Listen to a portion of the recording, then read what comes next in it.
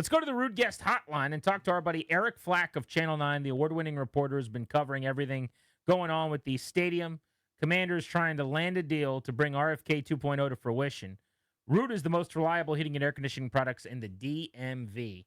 So, Eric, we appreciate a couple of minutes. Thank you. I know, speaking of minutes, you spent a lot of them at the hearings yesterday. 6 hours Man. of basically interrogating team president Mark Klaus. So I think had a 10-minute break to go to the bathroom at some point.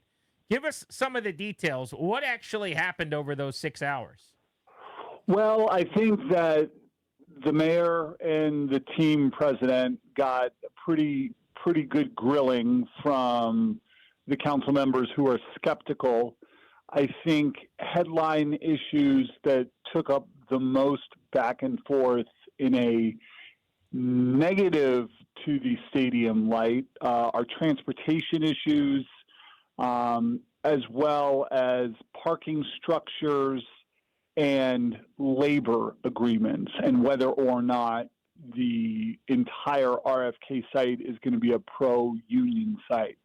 All of these sound maybe really boring to an average Commanders fan. They're all really important to whether this RFK deal gets approved tomorrow in the initial vote. There were some concessions made by the Commanders both before the hearing as well as kind of on the fly as it relates to maybe putting the pause button on the third of the 3 parking garages, which neighbors really don't want because they think it's ugly. There are commitments now to invest in increased transportation and metro.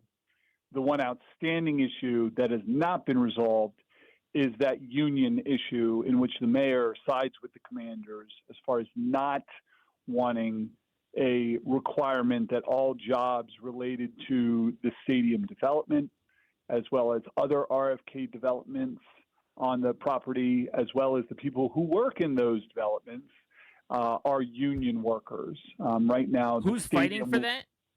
The mayor, there are council members who are pro-labor who want blanket agreements that union labor only will be used. There are union groups that were there in person that are advocating for labor union requirements, I should say, to be used. The mayor's argument is that unions, which are regional, not local to D.C., tend to bring in out of D.C. workers. So she says she goes to work sites all the time, filled with workers with Virginia license plates, Maryland license plates with jobs. So the idea is union jobs don't always benefit D.C. residents. The other side is that union jobs protect workers, and that's an issue that has not been resolved because that's one that the Commanders, I've been told, are not really going to budge on. But yeah, it was a grilling, and I think that the temperature rose more between the mayor and council members than Mark Klaus. The Commanders president, Mark Klaus, who, if you know him and have had any interaction with him, he's great. He's good in a room. He works a room really well. He came from a really high-powered job at Campbell Foods. He's the guy who, by his own admission, put 2 flavors in Oreos, like literally. Like he's good at his job, and he keeps the temperature low. Any conflict was between the mayor and DC Council. But it was 2 rounds of questioning, a lot of grilling, a lot of hard questions, and some issues not resolved. So, a long way of saying here, where do we stand? What does it mean for what's next? The vote tomorrow, then more votes later if it passes. To kind of what's the temperature? You mentioned kind of what's going on in the room, but just in general with the council, and where do us little peons stand with stadium stuff? The vote is the session starts at noon tomorrow. First vote. They have 5 votes. They need 8. One little nugget I have for you all is that I was on the phone. I've been calling people down there at City Hall, talking to, my sources within the staff of various council members. And this was a conversation with a staff member, high-ranking staff member of a council member who is pro-stadium. And he's like, how do you think this is going to go? And I said, well, why are you asking me? I think I need to ask. I was calling to ask you how you think it's going to go. And he was like, well, let's count votes. And I'm like, what do you mean count votes? I thought you're counting votes. Well, I'm supposed to be asking you. The point being, I was a little bit surprised that the people behind this deal are still counting votes up there. The mayor was asked after this marathon session yesterday whether she has the votes. She said yes. When asked to elaborate or specify, she declined to do so. And she said, well, I don't want to do it before the deal is done. I have been told that Council Chair Mendelson, who is the guy who updated the mayor's deal and got almost $800 million additional funding over 30 years back from the commander's revenue back from the original deal, I've been told that he is confident. So you hear a lot of I'm confident. You don't hear a lot of people who can say, okay, the 3 extra votes that we need are X, Y, and Z. I think they're at 7. I think it's that 8th vote, which they only need because of some tax implications, 2/3 majority as opposed to a simple majority. It's that 8th vote that I think people don't know where it's going to come from yet. So you don't know the names, I guess, but like we know the 4 from the beginning. Mendelson would be 5. Who would you guess are the other 2? And who is adamantly opposed? I know Nadu is like, if we need to spend a penny, we're not doing it. Yep. Other than her, are there like hard and fast no's that you could tell from the hearings are clearly just not on board? We have Charles Allen in the leaning no category. Charles Allen, big transportation guy. I've known him for a long time. Has long been an anti-stadium, let's not use the land for a stadium guy, but he's also a smart guy and can read a room. And there are those who believe he will ultimately vote yes.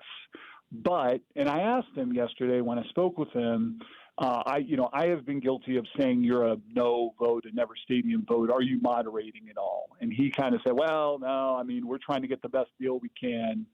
He kind of says, well, I'm a no vote, but he also acknowledges that he's trying to get a good deal for the city. So, if you're trying to get a good deal for the city, you seem like you're open to it in some way, shape, or form. I mean, Nadeau is checked out. She wasn't even there.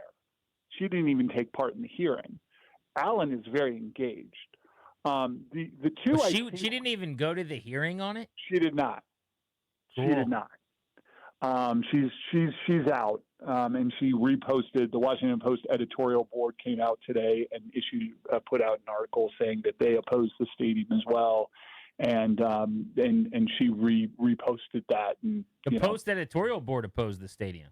The Post editorial board today put out a long piece saying it's corporate welfare, and they wanted to come to D.C. anyway. So why are we giving them all these tax dollars when they wanted to be there anyway? And it's a sweet site, and it's not a good enough deal. The other 2 votes, I think, in my opinion, are Christina Henderson and Janice Lewis-George. Christina Henderson has been very quiet, but she's been attending everything. She has been in deep discussions with the Commanders for a long time. I think that's one. Janice Lewis-George had questions about labor and used her questioning about the union issue yesterday, but seemed to be satisfied with the answers that she got. And then you're looking at Zachary Parker, Robert White, and Matthew Fruman. If Allen is a no. So if Allen is a no, you have Zachary Parker, Robert White, and Matthew Fruman to be that 8th vote. Zachary Parker is hard publicly that there needs to be a union deal, like he's posting on social media. So he would be at a complete about face. Robert White has been hard questioning, and if he votes for it, would also seem to be a public about face. And I always question whether politicians will do an about face when it will make them not look great. and they're not going to get what they want, right? It's not like they're going to get their demands met.